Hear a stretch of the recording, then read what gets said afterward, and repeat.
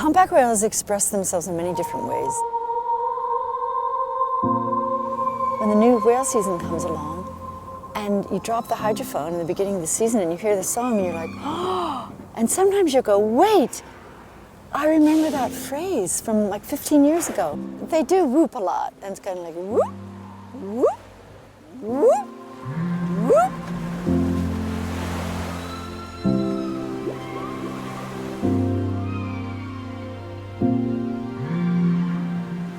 Music can mean so many different things to people, but for me it's an art form, it's a creative art form, but I think that music evokes different emotions. It reaches your inner being and it relaxes you, or it creates imagery in your head, or it opens doors in your mind. I mean, it's almost like a drug. And I think music is so healing. It's so healing. It's good for the soul. I have dated a couple of musicians in my life, definitely. Yeah, it's very seductive. Music is very seductive.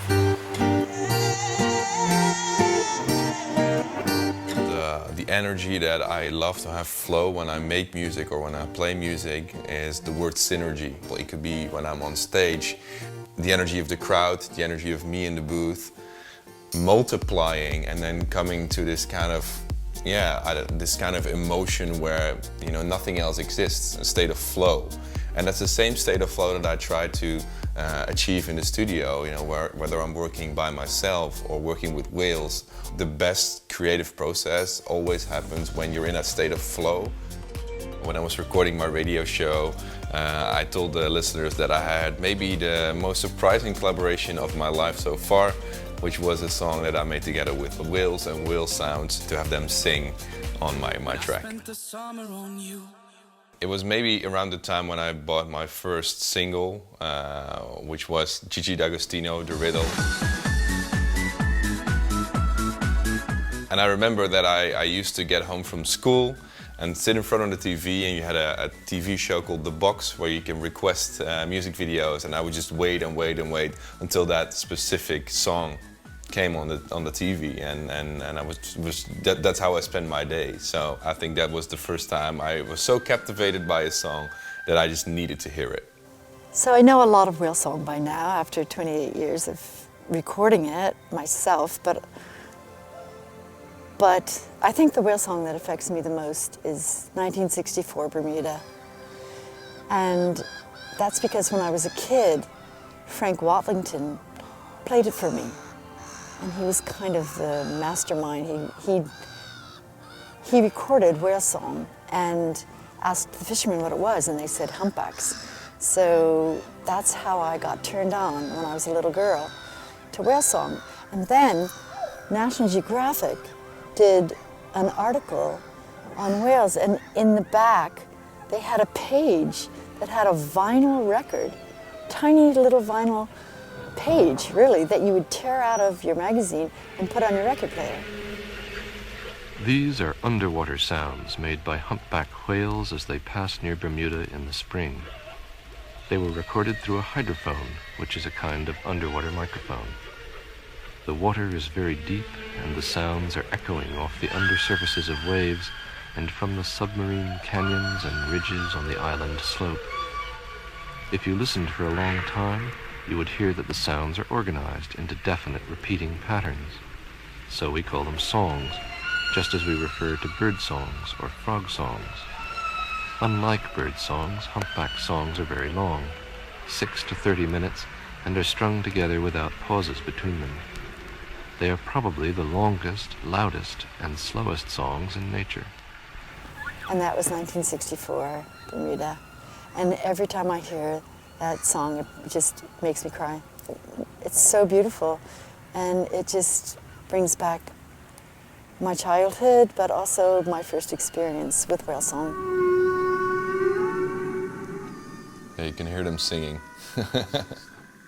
Yeah, it's crazy, the diversity of the noises that they can make and they produce. Yeah, what is he saying now? I don't know. Do we know what they're communicating about? Communication with humpback whales is pretty amazing. Only the males sing, and they sing these songs, and they're made up of 4 or 5 phrases. And every year, the song changes, and all the whales in a certain area learn that song, and it's different in each area. It's a hit if it's popular, and I think it's the same with the whale sounds. If a whale starts singing a specific song or cry, and others start singing along, then it's a hit. And in that way, I think they're quite similar to us, you know, people, which is interesting because you never think about the parallels between mankind and the underwater world that much because you usually don't see it. We took 775 songs from Australia to French Polynesia. We broke up the songs into phrases, and we gave each phrase a color, and then we looked. And what they're doing is they're actually passing phrases across Oceania. It's a huge ocean basin. So that's one of my favorite things, is when the new whale season comes along and you drop the hydrophone in the beginning of the season and you hear the song and you're like, oh, and sometimes you'll go, wait, I remember that phrase from like 15 years ago. Oh, wait, and then you'll hear a phrase, a new phrase, and you go, I never heard that phrase. And so it'll be everything from a deep, you know, this low, almost cow mooing. And then there'll be like whoop, and there'll be whoops, and there'll be bird chirps. Beep, beep, beep, beep. We have the squealing dog. I mean, we have everything. The creaky door, the broken chainsaw. It's just amazing how different the phrases are, except they do whoop a lot. And it's kind of like whoop, whoop, whoop, whoop. And sometimes, this last year, it was kind of like whoop, whoop, whoop. But that's just one phrase. And then the next phrase might be, and then you might get the, you know, the laughing monkey. I can't believe they can make all those sounds. I can't. And who's teaching the song? Who's making it up? What does it mean? What are they saying? Are they talking about feeding in Antarctica? Are they talking about the migration? Are they talking about something that we have no comprehension of? Probably all of that. I mean, I don't think we're going to crack that code very soon anyway. There's no way. But it is very powerful, it's very loud. You can hear it through the bottom of the boat. You can feel it through your feet, and when you're in the water, your whole body is vibrating. It's so loud. And I can tell you honestly that when I'm in the water with a singing whale, it's hypnotizing, it's mesmerizing. So I always tell children in classes, cover your mouth and nose and sing happy birthday. And they can't do it, obviously. And so how these whales are doing this, we don't know. We do know that they have the ability, you know, to shunt air in different places, to dive deep. They can, it's myoglobin, they can put oxygen into their muscles and things like that. But this is more created in their head, and we don't know exactly how they do it. But to be able to make all those incredible sounds, a repertoire of the lowest sound that you could make to the highest sound that you could make, and everything in between. It's phenomenal. Still singing. Now he's in a.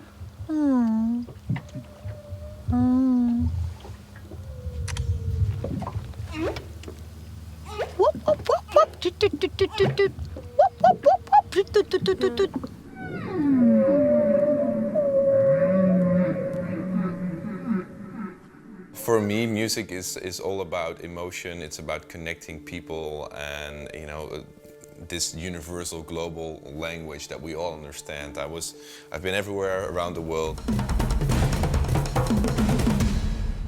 and you know, music is everywhere. You know, my music has, for some reason, the power to connect people around the world.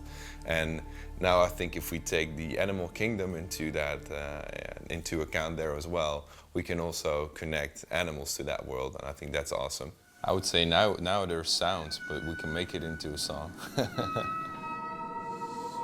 So the initial MP3 that I got was this one, which is roughly 3 minutes of raw whale sounds, whale cries, roars.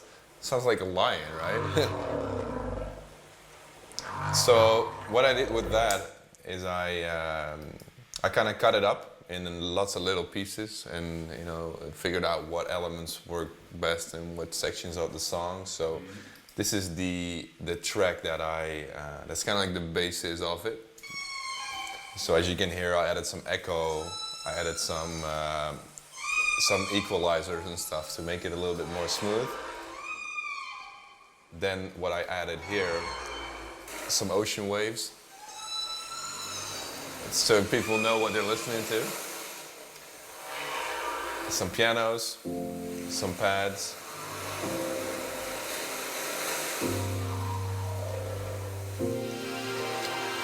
And then also some more wheel sounds that I kind of cut up and then tuned, so it becomes more of a melody. So that's this part, like the deeper sounds. And then here are more wheel sounds. So it's kind of like this choir of wheels that comes together. I can play just the wheel sounds, and to give you an idea of kind of how many elements of the song have actually been sung by whales. These are all whales, so that just tuned, filtered. And then the cool thing is the lead melody in kind of the drop part of the song is also played by whales. So these are actually really small samples of whale sounds that I tweaked. So this is also a whale, just completely morphed. But this is a whale playing a high C. For me, Sam Feldt music is all about emotion, it's all about strong vocals, and it's about melodies. And I think these three ingredients, the whales, combine perfectly. They are very melodic, not always in tune, but they're very melodic, they're very emotional in their way of, at least that's how it comes across for me, in their way of communicating. It sounds, sometimes you hear a whale sound, it sounds like a cry for help. Sometimes you hear a whale sound, it sounds like someone trying to make friends. And even if I don't hear the words that they're saying, or I don't speak the whale language, I can still kind of figure out what they're trying to communicate. And I think that's super interesting. So the males sing and the females don't. So yes, it does have to do with this whole impressing the females. And they'll actually find a place along the reef that they can use as an amphitheater, so that the song will bounce off that area of the reef and travel out further, so more whales can hear it. I was with this male, and sure enough, another male swims up. And they did. They took turns singing, as if to say, my lungs are bigger, I can sing a more beautiful song, I can hold my breath longer, I'm the more dominant male, so I'm going to sing here. You have to go sing somewhere else. And so, since so much of my work is underwater behavior, I dove down. And they were both standing on their heads upside down, as they do when they sing. And I saw something that I'd never seen before, and I thought, what is that? It looks like a giant squid. It came around like this, and it looped, and it looped, and it went off like this. And it was huge, and I dove down to see what it was. And when I dove down, I realized it was a whale erection. And so he was sexually displaying to the other male, which no one's ever seen this before. And I kind of went, oh, as you would. I was holding my breath. And when I got close, it was like, it just went right back in. It was as if someone stepped on the vacuum cleaner button and the cord went back in again. So this kind of backs up the theory of male dominance. So it's much more than just telling the females they're there. It has to do with a whole male dominant thing. But I'm sure there's even more than that. I'm sure there are things that we can't even imagine. The biggest emotion here is, I don't know, like some sort of melancholy or something like that. And I think, making a dance track with whale sounds that is very upbeat and happy, and kind of combining that with you know, the emotional sounds that they produce, that has been, you know, the biggest challenge, because if you listen to the sounds by themselves, they're, you know, they can be quite sad. But then if you add those happy, euphoric chords, it completely changes the vibe of the song. Same with the melody that comes in after a little while. That's also happy. So it's kind of like this balance, this contrast of sad sounds in quite happy vibes.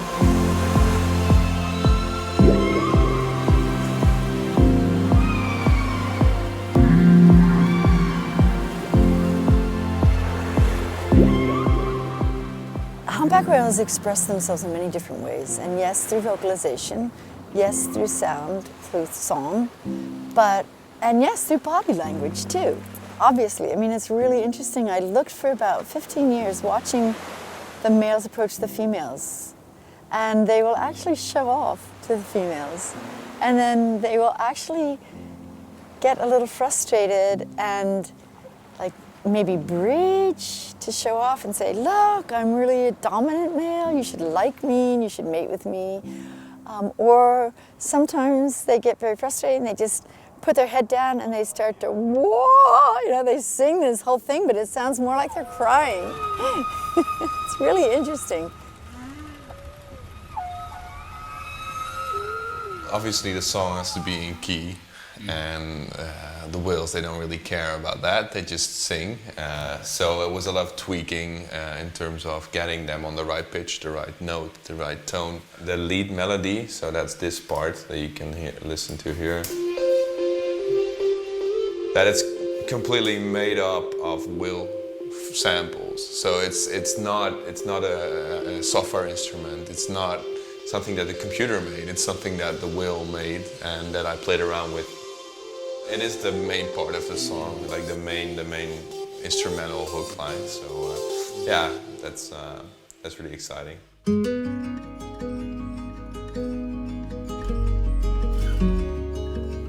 You can tell pretty quickly if a whale wants you in the water, if it doesn't. And so if a whale swims off, that's great. I'm glad to see that they are expressing themselves and that I'm not going to be a human that's bothering them. So it's almost like you wait to be invited into the water by them. So there were a couple of whales there and I slid over the side and I started swimming towards one of the whales. And then I stopped because I don't touch the whales. I just stopped. And normally the whale might look at me, he might go away, he might come past me. They do different things. But he kept swimming towards me. And he kept coming closer and closer and closer towards me. And I was kind of like, oh no. I put my hand out and I kind of was like, no. But he put his head right up against my hand and started pushing me through the water.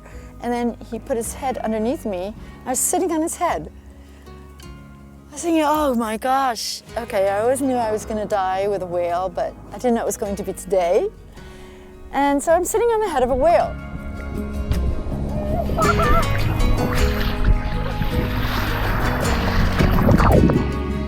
Even though I was frightened, very frightened, I kept my cool because I've been with whales for so long underwater, but not like this. The more I tried to get away from him, the more he just kept nudging me and he kept trying to tuck me under his pectoral fin.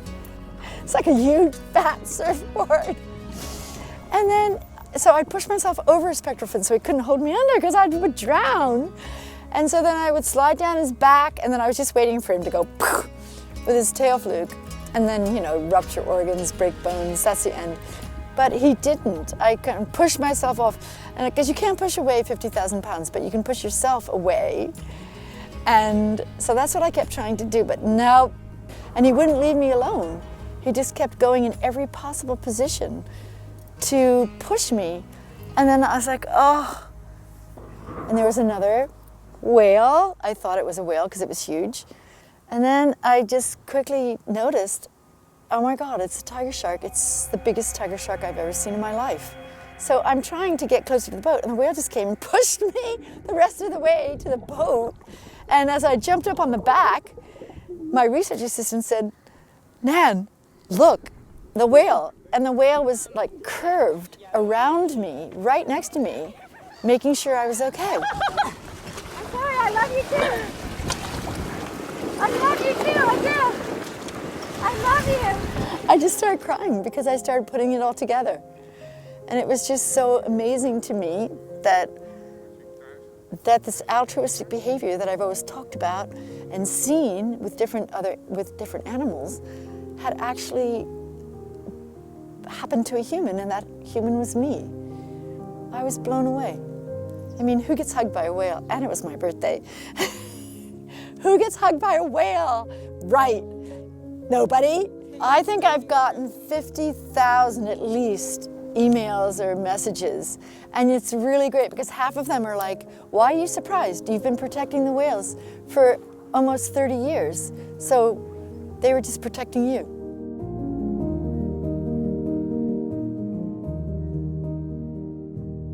Heart breaks and promises.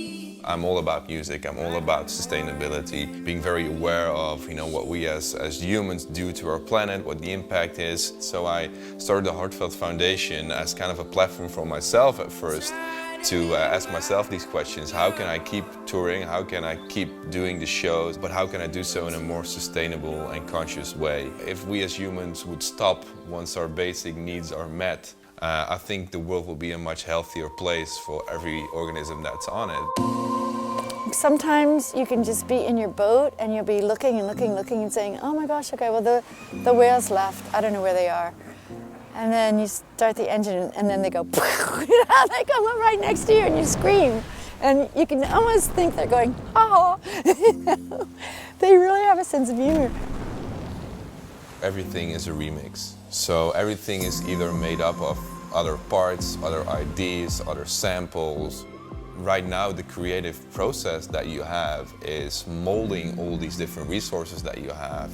Just like we've done with the whale song, like their song is not my song. I just took their resources that they gave me and molded into something that is now ours. Even if it's just a sound recording, it has definitely made me connect with the species on a deeper level. We had these two whales come to the boat and they were dancing. They were coming straight up out of the water and then they were like spinning around like pirouettes of ballerinas. They were just spinning around in circles and then going back down again and then coming back up again, very graceful. So I got in the water because I knew one of them, and she dove down under me and came up and put her pectoral fins right around me. And then she put them straight down, and she danced around in a circle and then put them back around me again. So yeah, it was a dance. It really was a dance.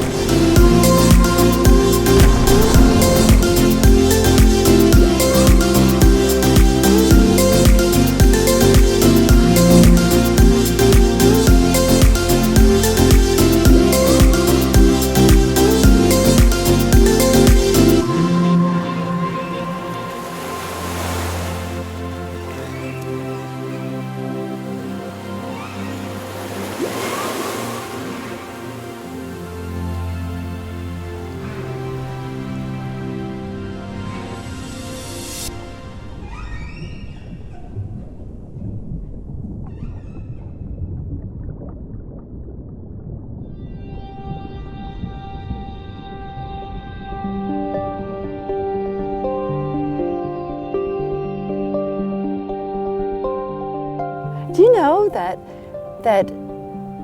Carl Sagan took lots of different sounds to play in space all the time in case there's extraterrestrial life out there? And one of them is that song. It's the 1964 song from Bermuda. That song is being played in space all the time.